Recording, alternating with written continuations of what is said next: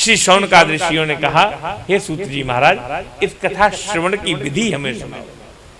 तो कथा श्रवण की विधि सुनाई। कहा, पहले सबसे पहले दो प्रकार के कर्म होते हैं, एक सकाम कर्म और एक निष्काम कर्म। जब हमें सकाम आयोजन करना हो, मन में कोई धारणा करनी हो, तो बढ़िया ब्राह्मण को बुला करके, ज्योतिषी को बुला करके मुहूर्त निकलवा लेना चाहिए और मुहूर्त के अनुकूल समय जान करके महाराज सगे संबंधी पारिवारिक जनों को एकत्रित करना चाहिए और उनको कहना चाहिए कि हम भगवान की कथा कराने जा रहे हैं, सब लोग हमारा सहयोग प्रदान करें। और यहाँ तो कितनी बढ़िया बात है, हमारे अग्रवाल साहब ही सब परिवार जोड़ देते हैं और सब लगे रहते हैं, वहाँ हमारी भी देखभाल हो रही है। यहाँ यजमान परिवार भी बड़ा संतुष्ट है कि करा लेता। अब देखिए हमारे सिंगल साहब ने भी पीछे कथा कराई और सब व्यवस्था कितनी सुंदर रही, चकाचक रही और फिर कथा हो रही है। इससे पूर्व में भी कथा हमारे द्वारा ही हो चुकी है और मैंने देखा बड़ा आनंद रहता है महाराज, बड़ी मर्यादा रहती है, बहुत आनंद रहता है और सब बड़े विभोर होकर के यहाँ कथा सुनते हैं। तो ये सब ये कुटुंबी जन जरूरी नहीं है, सब एकत्र करना है और यही बात कही गई है बार बार, हम सबको इकट्ठा करना होगा और सब इकट्ठे हो जाएं तब उनसे कहा जाए अपूर्व रस रूपा कथा कराने का हमारा महाराज मन है। आप सब लोग सहयोग करें, सुने। सहयोग कैसे करें? सहयोग की भी नीति जरूरी नहीं है पैसे से सहयोग करें ना। हम पत्रक छपवाएं सुंदर, तो आप भी ले लो, आप भी ले लो, सब बांटो जाकर। हाँ,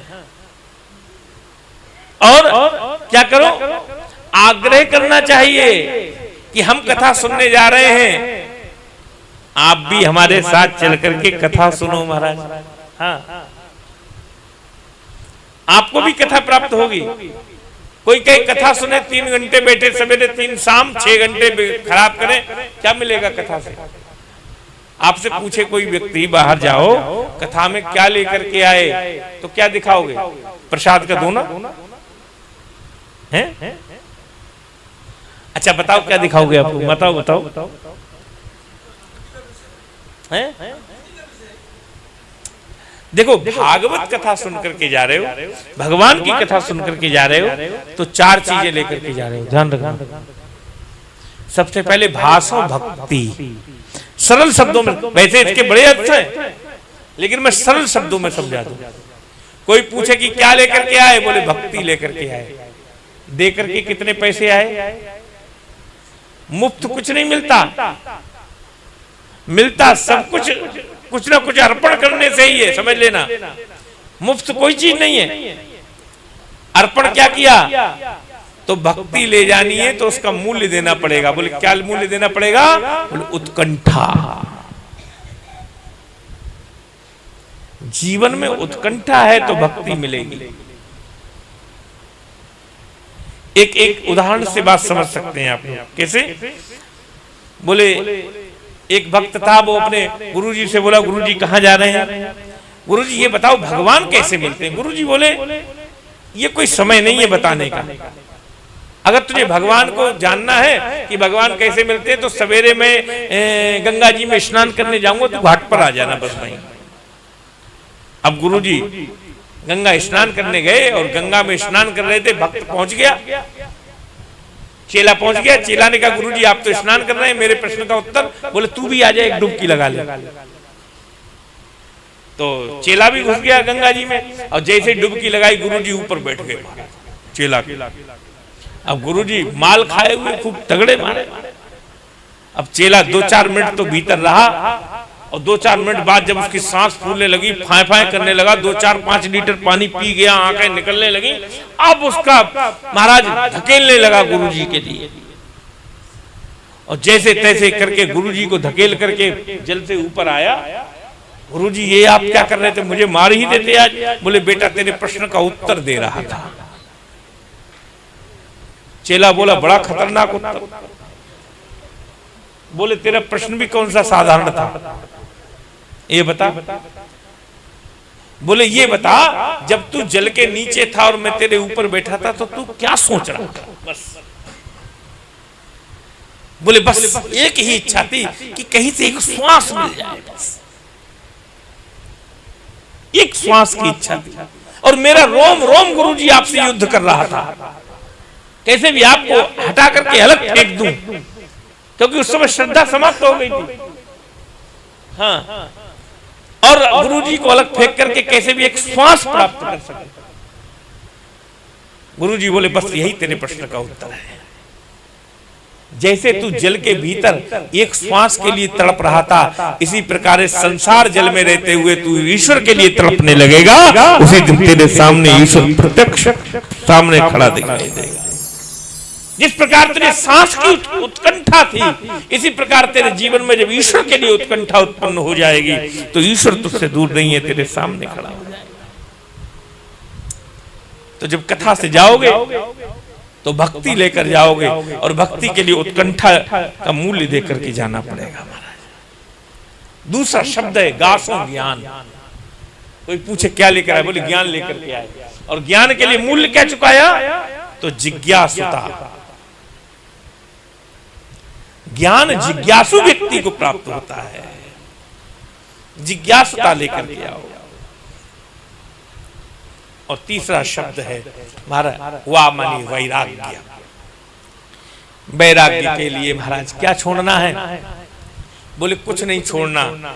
छोड़ने वाली चीज तो तुम छोड़ ही नहीं सकते महाराज। दुनिया में क्या छोड़ सकते हो, एक चाय छूटती नहीं, क्या छूटेगा महाराज दुनिया में, बताओ। तो छोड़ने वाली चीज क्या है, बोले तजिए हर विमुखन को संग, तजिए ताह कोट बैरी सब जद्यप परम सने। हर विमुखन को संग छोड़ दो बस, और यहां से वैराग्य ले जाओ। और चौथा है ता मानी त्याग। समझ लो ये सब कब मिलेगी। तो कोई तुमसे पूछे कि भागवत में 6 घंटे बिता करके आते हो, क्या लाए, बोले भक्ति लेकर के आए, ज्ञान लेकर के आए, वैराग्य लेकर के आए, त्याग लेकर के आए। जान गए हमें क्या, किससे वैराग्य चाहिए, जान गए हम किसका त्याग करना चाहिए, जान गए हमें ज्ञान क्या होता है, जान गए हम भक्ति कैसे प्राप्त होती है। ये सत्संग से प्राप्त होगा, समझ लो। तो बड़े सुंदर भाव से मैंने कहा ना, ये क्या है, ये सेवा है। कथा कराने वाले के साथ मिलकर के पत्रक बांटो और उससे आग्रह करो, हम कथा सुनने जा रहे हैं, तू भी चल। अरे भैया 7 दिन का समय नहीं है तो 1 दिन के लिए चल, 1 दिन का समय नहीं है तो 1 घंटे के लिए चल, 1 सत्र के लिए चल, 1 सत्र के लिए समय नहीं है तो 1 घंटे के लिए चल, अवश्य। ये सेवा है महाराज। और बढ़िया सुंदर वक्तालाभ वक्ता के विषय में मैं बता चुका आपके लिए। विरक्तो वैष्णवो विप्रो, कल बात हुई थी वेद शास्त्र विशुद्ध कर, जिसको वेदों का और शास्त्रों का ज्ञान हो, लेकिन ऐसे नहीं। हाँ, कैसे वेद शास्त्र का ज्ञान हो, विशुद्ध कर, विशुद्ध ज्ञान। तो ऐसे वक्ता को लाओ और सुंदर आसन बनाओ। और वो आसन, ये जो व्यास आसन है, ये साधारण आसन नहीं है, समझ लेना। ये हिंदू वैदिक परंपरा की सर्वोच्च, वांग्मय की सर्वोच्च गद्दी है। अभी अभी महामहिम उपराष्ट्रपति जी ने कथा कराई राष्ट्रपति भवन में, आदरणीय पुंडरीक जी गोस्वामी जी की कथा कराई, राष्ट्रपति भवन में कथा हुई उनकी। और राष्ट्र महामहिम ने नीचे बैठ के कथा सुनी। माने ये जो गद्दी है, ये राष्ट्रपति की गद्दी से भी ऊपर गद्दी है महाराज, ये समझ लेना। इसका बड़ा आदर करो। इस गद्दी में कोई साधारण भाव नहीं है। इस गद्दी के नीचे 7 लोगों की कल्पना होती है और ऊपर 7 लोग की कल्पना, ये भागवत में लिखा है। इस गद्दी के नीचे 7 लोग हैं, अतल वितल सुतल तलातल रसातल महातल और पाताल।